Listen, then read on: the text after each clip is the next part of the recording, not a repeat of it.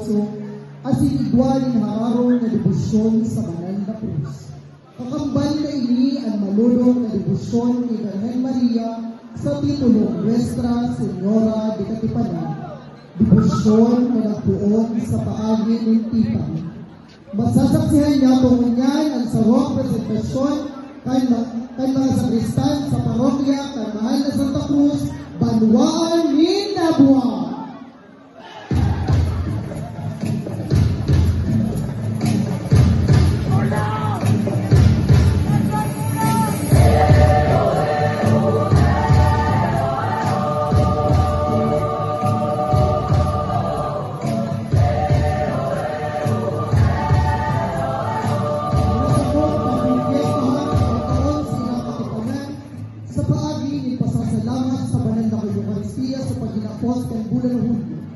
Naipagsasay niya mo sa samong kapag-aragian ang istorya nangyari kay itong taon 1711 at si iyang ipahilian sa iyang dakulang pagkamuong at pagkaherak sa samong na mag-aatang kami ng limos sa sintinaga tanda kan sa mong pagpapasalamat kan sa iyang ugay sa samong